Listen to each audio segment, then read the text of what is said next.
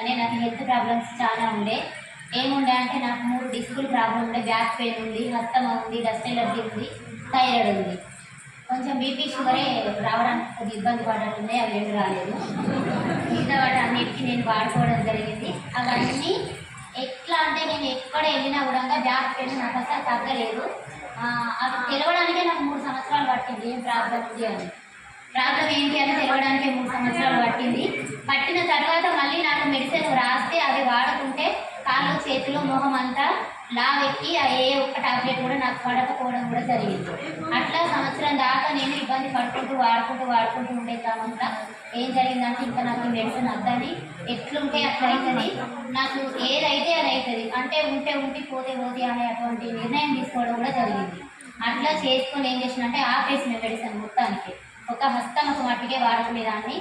అట్లా నాకు నొప్పితోటి భరించలేనటువంటి అంత నొప్పి వస్తుండే, కూర్చోవడానికి కూడా లేకుండా ఉండేది.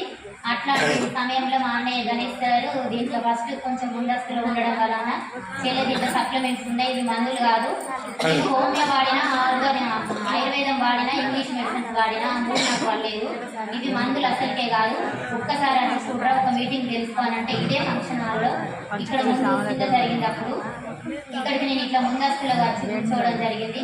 అక్కడ కొంతమంది చెప్పుకుంటే విని వాళ్ళ మాటలు సప్లిమెంట్ మందులు కాదంటున్నారు కదా, సప్లిమెంట్స్ అంటున్నారు కదా, ఇవే ఉంటాయి ఒకసారి చూద్దామని ఒకసారి ఒక మంత్ నేను డౌట్గానే తీసుకెళ్ళి, అంటే నాకు పడాయి కదా మరి ఇవి కొనాలంటే ఇట్లా లెక్క 1, 2 అట్లా టాబ్లెట్స్ మనకు కట్ చేసి ఇవ్వరు, డబ్బాలే కొనుక్కోవాలి ఖచ్చితంగా అని చెప్పేసి ఏం చేసిన అంటే ఆ డబ్బాలు పోతే పోనీ డబ్బులు నేను లక్షలు పెట్టుకున్నా, ఒక 5-6 లక్షల రూపాయలు కూడా పెట్టుకున్నా, 10 సంవత్సరాలు తిరిగినా అయినా నాకు తగ్గలేదు. ఇప్పుడు తగ్గుతుందా లేదా తెలియాలంటే ఇవి వాడాలని చెప్పి ఒక 2,000 రూపాయల మందులు తీసుకెళ్ళి ఆ సప్లిమెంట్ నేను వాడడం జరిగింది.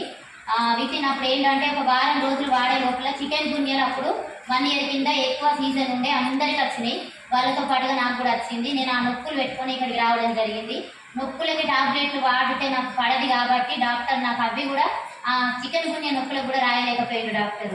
అవి కూడా నేను అక్కడ పక్కన పెట్టేసి ఇవే మెడిసిన్ వాడుకుంటే వారం రోజులలో చికెన్ గున్య నొప్పులు మొత్తం పోయినాయి. నాకు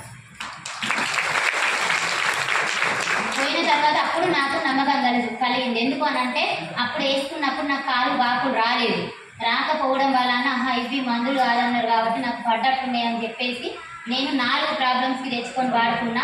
అవన్నీ ఒక 6 నెలలలో తగ్గించుకున్నా. నేను అస్తమా పొద్దున సాయంత్రం 3 పూటల టాబ్లెట్ పీల్చుకునేటివి ఉండే, నాకు ఎటు పోయినా నేను అవి మట్టుకు తీసుకెళ్లేదాన్ని. అట్లా తీసుకెళ్ళి ఎక్కడ పడితే అక్కడ పీల్చుకునేదాన్ని. స్మెల్ కానీ స్వీట్లు